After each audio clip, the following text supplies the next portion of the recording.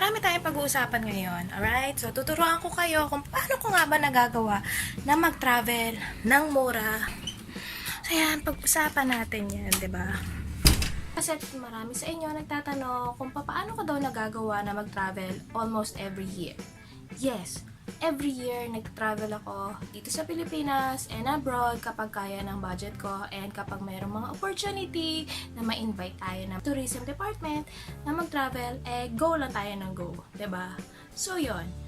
And number 1, dapat magpa-member kayo or mag-sign up kayo sa mga airline companies like PAL, SEPAC, and AirAsia. Kapag kasama na kayo sa kanilang mailing list, isa kayo sa mga unang tao na makakaalam kung meron silang mga promos for that certain period of time, for that month, or anniversary. Kasi madalas, nagkakaroon sila ng mga airline promos kapag, let's say, Christmas, or New Year, or Valentine's, or Independence Day, or any date na merong importanteng anibersaryo or sineselebrate tayo dito sa Pilipinas. Yan, kadalasan ng mga Philippine companies, ng mga airline natin, nagkakaroon sila ng mga airline promos. So, yon. So, dapat member kayo or nakasign up kayo sa kanilang mailing list. Yan, ang number 1 natin. Number 2 is plan ahead. Now, kapag nakabili ka na ng ticket, syempre, kailangan iplano mo na ang itinerary nyo. Kasi dyan papasok ang budget nyo. Dahil kapag hindi kayo nagplano, hindi kayo gumawa ng itinerary or at least i-draft nyo man lang ang posible nyong puntahan, gawin at gastusin o kainan or whatever doon sa isang bansa o sa isang lugar na gusto nyong puntahan na nabilan nyo ng airline ticket, mapapagplanuhan nyo, mapapag-ipunan nyo kung magkano ba talaga ang magiging budget nyo doon. So, always plan ahead. Number 3, know your budget. So, ito na. Nakabili ka na ng ticket, nakapagplano ka na ng mga pwede nyong puntahan, pwede nyong stayan, pwede nyong kainan, pwede nyong gawin. Ito na ang budget. 'Di ba? Mag-ipon. Pag-ipon kayo ng mahaba, let's say, ang pagbili nyo ng ticket, nitong July, tapos ang travel date nyo pa pala is next year, let's say, mga March. So, at least you still have 6 months, diba, para mag-ipon ng inyong pocket money. Going to a certain country, like in Asia, let's say you're going Indochina, or 4 countries in the Southeast Asia, diba, alam mo kung magkano dapat ang budget mo. At hanggat kaya mo, pagkasyahin mo ang budget mo, 'di ba? Kung kaya lang naman. Pero kung hindi, maglagay ka ng buffer. Kunyari pupunta kayo ng Malaysia, ng Singapore, ng Thailand, ng Cambodia, ng Vietnam, at ng Laos. So ilan 'yon? 1 to 5 countries? Ay nga ba?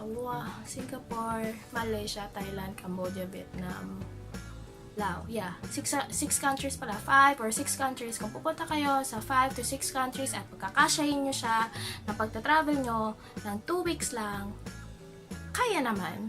Sobrang mabilisan nga lang yung pagta-travel nyo. Like 2 days, 3 days lang kayo sa isang bansa. Pero sige, kung kaya ng powers nyo, gawin nyo yon at pagkasyahin nyo ang budget nyo. Kung 5 countries kayo or 6 countries kayo at meron lang kayong budget na 20,000 pesos para sa pambayad ng bus fare, boat fare, tours, hotel or hostel or bed and breakfast, Uber, lahat, stick to your budget. Pero, wag kayong masyadong pasiguro. 'Di ba? Nasa ibang bansa kayo Make sure man na meron kayong buffer na emergency fund, 'di ba? Tinatawag na emergency fund. So, meron ako laging at least 3,000 pesos or 5,000 pesos na emergency fund kapag pupunta ako ng ibang bansa. Kung dito lang ako sa Pilipinas, madali lang 'yon, 'di ba? Madaling umuwi kapag nandito ako sa Pilipinas. Kung nasa Cebu, pupunta ka lang ng Cebu, pupunta ka lang ng Mindanao or Visayas, madaling umuwi, mura ang ticket. Pero kapag nasa ibang bansa ka, make sure na meron kang emergency fund. Isama niyo yan sa budget nyo, ang emergency fund.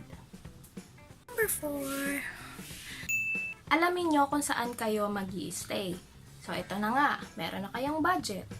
Yung budget nyo nga ba ay magkakasya para sa pag-i-stay nyo sa isang mamahaling hotel, 4-star hotel or 3-star hotel, or kung hindi talaga kaya ng budget, magtipid. Meron dyang bed and breakfast. Meron dyang hostel.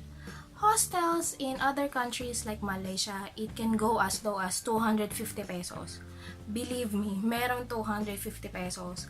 You can check hostelworld.com at meron kayong makikita even 350 pesos for one night per bed in bunk bed in Malaysia, in Kuala Lumpur, and that 350 pesos. Magugulat kayo, meron na yung simple breakfast. Imagine 350 pesos for one night, makakatulog kayo sa isang maayos na bed, may aircon, makakapag-shower kayo, at meron pa kayong breakfast. 'Di ba? 350 pesos, parang lang kayo nag-Starbucks. 'Di ba? Bumili ka ng coffee, bumili ka ng isang slice of cake, 'di ba? 350 pesos. 'Di ba? Pero nakatulog ka sa isang maayos na bed naman, na may aircon pa, 'di ba? So 'yon. Pero for me, okay siya kapag nagta-travel ako mag-isa. Pero if I'm traveling with some friends or with family, I'd rather stay in a hotel. Especially kapag kasama kong anak ko, I will not stay in a hostel. Oh my God, hindi. Kasi ang daming magtutropa doon, maingay, nagiinuman, and hindi siya family friendly talaga. So dapat kapag may kasama kang bata, stay in a nice hotel hanggat kaya ng budget. Kaya 3-star hotel lang, basta hotel and not an hostel. So yun. Number 5. Para makatipid kayo, do not eat in a fancy hotel. Obviously, if you go fancy restaurant, mahal yon, 'di ba? Obviously, mahal kumain sa isang fine dining. So, ako, kapag nasa ibang bansa ako or nasa ibang parte ako ng Pilipinas, I make sure na nagtatry ako ng mga local delicacies, local cuisine nila sa mga hindi mamahaling restaurant, minsan sa mga karinderya lang nila or street food or market, kasi masarap naman, malinis, mura, at authentic pa. 'Di ba? Saan ka pa? Siyempre, doon ka na sa mga kamura ka. Ang importante lang naman, malamnan ng maayos ang tiyan mo at may energy ka ng panggala for the whole day, for the whole night. Okay na ako doon. Hindi na ako mag-iinarte. So, yun. Alright, and number 6. Para makatipid kayo sa pagta-travel nyo, there are a lot of websites and mobile app na nag-o-offer ng mga discounted group tours, packages, dito sa Pilipinas and especially abroad. Let me just give you this top 2 na I am aware of, which is Klook and KKday. Alright, so they are offering discounted tours and packages, not just here in the Philippines, even abroad. So you can just check their website or download their app and you will see how much you will save a lot of money. You can save up like 200 to 500 pesos. Imagine, kung pupunta ka ng Hong Kong and you wanted to go to Ocean Park, syempre Disneyland, 'di ba? Pag nasa Hong Kong ka, pupunta ka ng Disneyland. Instead of buying theme park tickets directly dun sa isang pupuntahan mo, dun sa isang lugar, bilhin mo na lang ng discounted dito nga sa mga sinasabi ko, mga booking app. So, yon. Believe me, sobrang makakatipid talaga kayo. At yung matitipid nyo, pangkain nyo na yon for the whole day. Or meron na kayong pambili ng mga fridge magnet nyo or mga kahit na anong pampasalubong nyo sa pamilya nyo sa Pilipinas, diba? Simple token of pasalubong, okay na yon. Yung matitipid nyo, pambili nyo na yun ng pasalubong. So yon, yun ang number 6. Number 7. Eto, ginagawa ko talaga to all the time. Kapag hindi ako invited ng mga tourism department, hindi ko kasama ang pamilya ko, hindi ko kasama ang anak ko. If I am just traveling with friends, magbabackpack lang ako. Literal na magbabackpack at dala ko lang backpack at hindi ako mag-check-in ng kahit na anong gamit ko kapag sumakay ako ng eroplano. Bakit? Ang pag-check-in mo ng mga bag, you can save up like 500, 800, or 1.5 pesos depending kung gaano kabigat ang i-check-in nyo na bag. Kung 10 kilos, 15 kilos, 30 kilos, 25 kilos, there is a certain amount kung gaano kabigat yung i-check-in nyo na baggage or luggage nyo.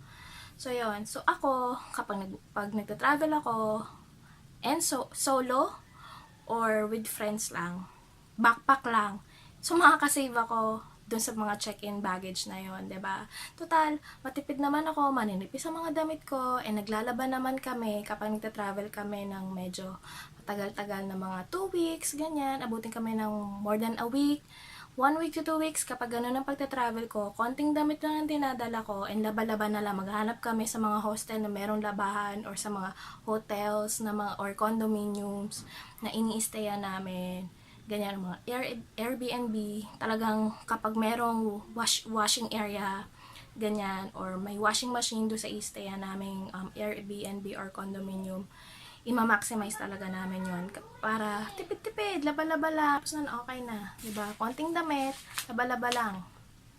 Tak na yon.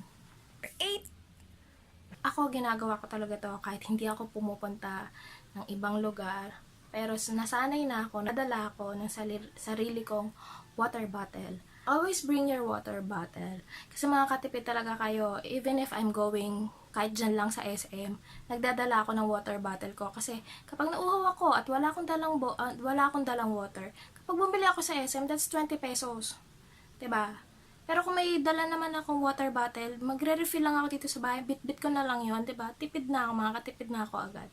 Especially kapag nagta-travel ka at pupunta ka sa isang tourist spot, mas mahal ang bottled water. 'Di ba? So yung igagastos mo dun sa tubig na yon, tipirin mo na yon, 'di ba?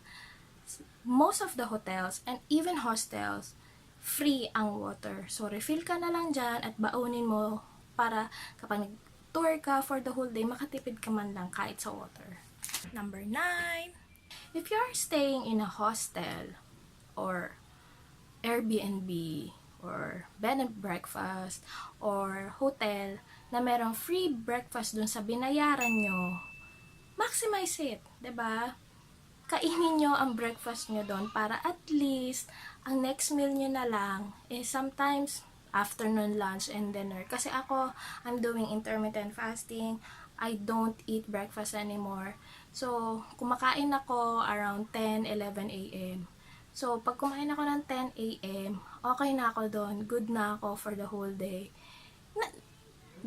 I'm not good for the whole day, pero at least nabawasan na ako ng isang meal. So, magiging brunch ko na yon, and next kain ko na is light snack and then dinner. So, tipid-tipid na ako doon. Okay na yon. So, I hope marami kayo natutunan on how to travel cheap and do whatever what I'm doing para mahilig man kayo mag-travel and you wanted to start traveling para alam mo yun, ma-refresh ang mind mo, 'di ba? Kapag nagta-travel ka, nagpupunta ka sa magagandang lugar, nagpupunta ka sa mga bundok, sa beach, 'di ba? Nakakapag-relax ka, na-energize ka, at pag-uwi mo sa bahay mo, pag-uwi niyo sa bansang 'yon, okay ka na ulit, 'di ba? Parang good mood ka na ulit, 'di ba? Positive ka na ulit sa buhay mo, 'di ba? Kasi na-refresh ang mind mo eh. So, 'yon. So, I hope nakatulong ako. Nabigyan ko kayo ng tips on how to travel cheap. And kung meron pa kayong mga suggestion at meron pa kayong naiisip kung paano mag-travel ng mura at meron akong mga nakalimutan, just comment down below and I'd love to make another video about this one. Alright? So thank you for watching. Don't forget to subscribe and like this video. Alright? Bye!